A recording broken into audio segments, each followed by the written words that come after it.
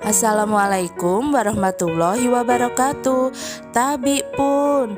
Hai, jumpa lagi dengan Bu Sri Wayuni dalam pembelajaran bahasa Indonesia. Pada pertemuan kali ini, kita akan membahas tentang cerita inspiratif. Kompetensi dasar yang akan kita bahas pada pertemuan kali ini adalah kompetensi dasar 3.11, yaitu mengidentifikasi isi ungkapan simpati, kepedulian, empati, atau perasaan pribadi dari teks cerita inspiratif yang dibaca dan didengar. Cerita inspiratif merupakan bentuk narasi yang lebih bertujuan memberi inspirasi kebaikan kepada banyak orang. Cerita yang baik dapat mengunggah perasaan, memberi kesan yang mendalam, bahkan dalam tingkat yang lebih tinggi, maupun membuat seseorang berjanji pada dirinya untuk menjadi seperti yang dibacanya. Cerita yang menginspirasi seseorang berbuat lebih baik, lebih peduli, dan lebih berempati terhadap orang lain. Berikut ini adalah salah satu contoh cerita inspiratif. Mari kita baca dan resapi makna cerita berikut. Ada seorang sahabat menuturkan kisahnya. Dia bernama Budiman. Sore itu ia menemani istri dan seorang putrinya berbelanja kebutuhan rumah tangga bulanan di sebuah toko swalayan. Usai membayar, tangan-tangan mereka syarat dengan tas plastik belanjaan. Baru saja mereka keluar dari toko swalayan, istri Budiman dihampiri seorang wanita pengemis yang saat itu bersama seorang putri kecilnya. Wanita pengemis itu berkata kepada istri Budiman, "Beri kami sedekah, Bu." Istri Budiman membuka dompetnya, lalu ia menyodorkan selembar uang kertas berjumlah Rp1.000. Wanita pengemis itu menerimanya. Tak kala tahu jumlahnya tidak mencukupi kebutuhan, ia lalu mengucapkan jari-jarinya mengarah ke mulutnya. Kemudian pengemis itu memegang kepala anaknya dan sekali lagi ia mengarahkan jari-jari yang terkuncup itu ke mulutnya, seolah ia ingin berkata, "Aku dan anakku ingin sudah berhari-hari tidak makan. Tolong beri kami tambahan sedekah untuk bisa membeli makanan."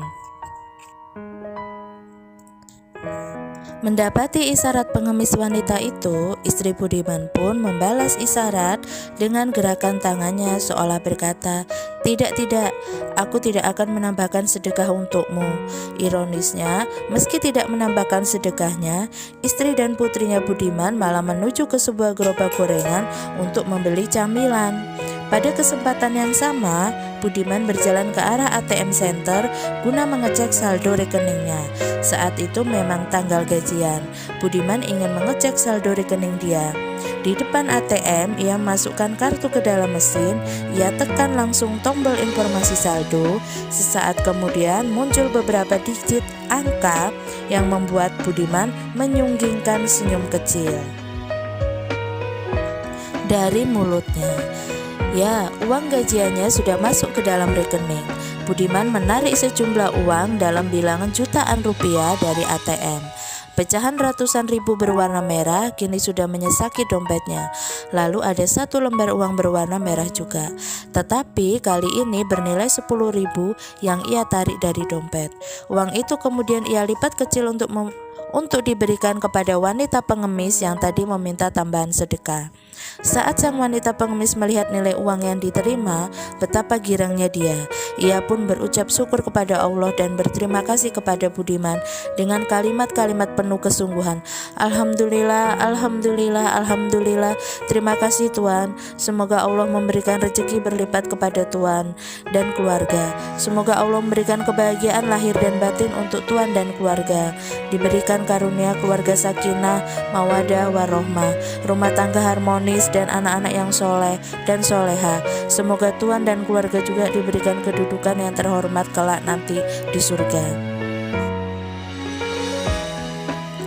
Budiman tidak menyangka ia akan mendengar respon yang begitu mengharukan. Budiman mengira bahwa pengemis tadi hanya akan berucap terima kasih saja. Namun apa yang diucapkan oleh wanita pengemis tadi sungguh membuat Budiman terpukau dan membisu. Apalagi tak kalah, sekali lagi ia dengar wanita itu berkata kepada putri kecilnya, "Di, alhamdulillah akhirnya kita bisa makan juga." Dek, hati Budiman tergedor dengan begitu kencang. Rupanya wanita tadi sungguh berharap tambahan sedekah agar ia dan putrinya bisa makan. Sejurus kemudian mata Budiman membuntuti kepergian mereka berdua yang berlari menyeberang jalan, lalu masuk ke sebuah warung Tegal untuk makan di sana. Budiman masih terdiam dan terpanah di tempat itu, hingga istri dan putrinya kembali lagi dan keduanya menyapa Budiman. Mata Budiman kini mulai berkaca-kaca dan istrinya pun mengetahui itu. "Ada apa, Pak?" istrinya bertanya. Dengan suara yang agak berat dan terbata, Budiman menjelaskan, "Aku baru saja menambahkan sedekah kepada wanita tadi sebanyak 10.000 rupiah." Awalnya istri Budiman hampir tidak setuju, tak kala Budiman mengatakan bahwa ia memberi tambahan sedekah kepada wanita pengemis. Namun Budiman kemudian melanjutkan kalimatnya, "Bu, aku memberikan sedekah kepadanya sebanyak itu. Saat menerimanya, ia terucap hamdalah berkali-kali seraya bersyukur kepada Allah.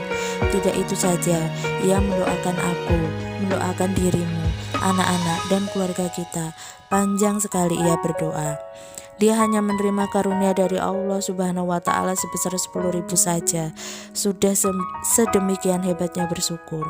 Padahal aku sebelumnya melihat di ATM saat aku mengecek saldo, dan ternyata di sana ada jumlah yang mungkin ratusan bahkan ribuan kali lipat dari 10.000 rupiah. Saat melihat saldo itu, aku hanya mengangguk-ngangguk dan tersenyum. Aku terlupa bersyukur dan aku lupa berucap hamdalah. Bu, aku malu kepada Allah. Dia terima hanya 10.000, begitu bersyukurnya dia kepada Allah dan berterima kasih kepadaku. Kalau memang demikian, siapakah yang pantas masuk ke dalam surga Allah? Apakah dia yang menerima 10.000 dengan syukur yang luar biasa, ataukah aku yang menerima jumlah lebih banyak dari itu, tetapi sedikit pun aku tidak berucap hamdalah?" Budiman mengakhiri kalimatnya dengan suara yang terbata-bata dan beberapa bulir air mata yang menetes. Istrinya pun menjadi lemas setelah menyadari betapa selama ini kurang bersyukur sebagai hamba. "Ya Allah, ampunilah kami para hamba-Mu yang kerap lalai atas segala nikmat-Mu." Nah, itulah tadi contoh dari sebuah teks cerita inspiratif. Untuk kegiatan yang kedua, silakan kalian jawab pertanyaan identifikasi berikut. 1. Kesan apa yang kamu dapatkan setelah membaca tulisan tersebut? 2. Rasa empati apa yang ada? 3. Pelajaran apa yang kamu dapatkan dari cerita tersebut? 4. Apa yang akan kamu jadikan pedoman hidup berdasarkan pelajaran yang diambil dari cerita itu?